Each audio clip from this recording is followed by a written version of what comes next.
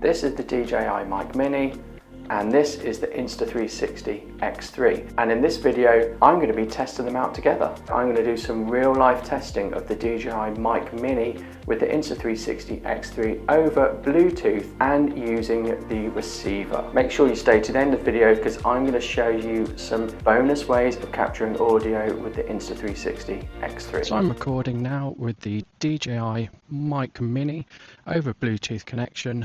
I don't know how good this is going to be. I don't think it's going to be brilliant, but it is at least wire free and you don't get anything in the stitch line, and that's quite important. But I don't know if the audio has dropped out yet. Bluetooth mics and the Insta360 products are always known for the audio dropping out. The Bluetooth connection is never great.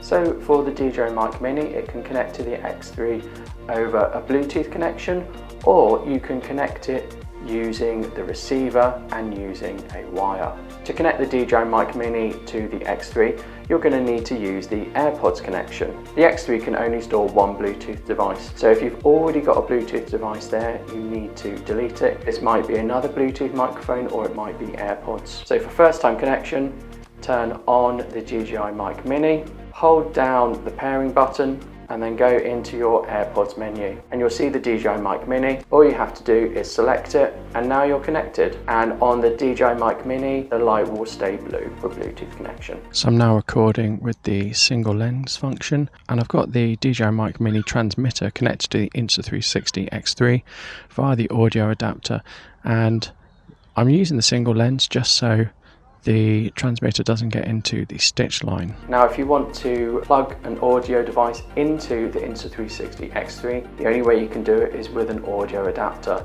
The X3 and the X4 do not accept USB-C inputs for audio. So you have to take this off, take this barn door off, like so, here we go, and you add this X3 audio adapter and it slots in nicely. Now the problem we have with this is anything that goes beyond the width of the X3 will appear in the stitch line. So if you plug a cable in, it's likely to go outside of the width of the X3, and that means it will show up in the stitch line if you're using 360 video. So I've come up with a way to get around this for the X3. So for the X3 and the X4, I like to use this, which is a Movo wireless mic set. This is the receiver and it plugs in like so. And this is never going to go outside of the stitch line. This is really good, the Movo microphone set. So I'm now using the Movo wireless mic set. What I like about the Movo is that it's really easy to fit into the audio adapter, and you know it's not going to get in the stitch line. So I've already done a video on the Movo recorder some time ago for the X3. So the dual mic set for the Movo is a lot cheaper than the DJI Mini. It's about £50 for the dual mic set, and I think it's ideal for the Insta360 360 cameras because it will never get into your stitch line.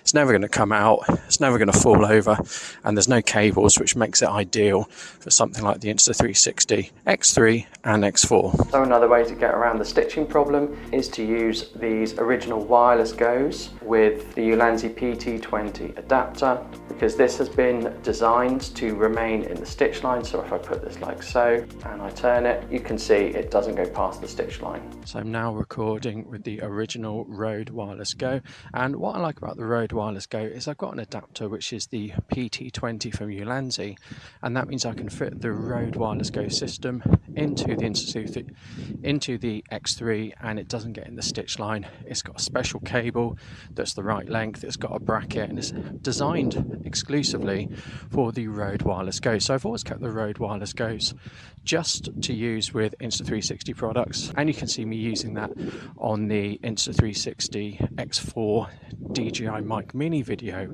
as well. So I'm hoping this is just a useful comparison between the Mic Mini on Bluetooth, the Mic Mini with the receiver, and the Movo.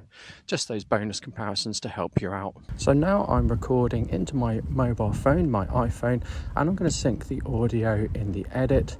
So I'm just recording onto my iPhone. I've already done some control and some clapping so that I'm able to sync the footage to the audio. So just to prove that, I'm going to kick out now. So I kicked my leg out then. just to prove that I have synced the footage. And this is probably the cheapest method you can do with your X3, is just to record into your phone, because you're always going to have your phone on you, and then sync it up afterwards. It is a little bit more complicated and it is an extra step. So in conclusion, I was generally surprised how well the DJI Mic Mini worked over Bluetooth. I've used this with the X3 and the X4 before, and I found that the signal drops out over Bluetooth. So it's not been reliable for me in the past. However, on the test I did, it was reliable. The audio quality massively improves when it goes through the receiver rather than over Bluetooth, and I found there wasn't really a discernible difference between the DJI Mic Mini, the Rode Wireless Go's and the Movo set. They all sounded about the same, but for most people, they're going to be quite happy just recording into their iPhone and syncing it in post like I've shown you at the end. If you like this video, you might like this DJI Mic Mini with the X4 video too. Thank you, goodbye.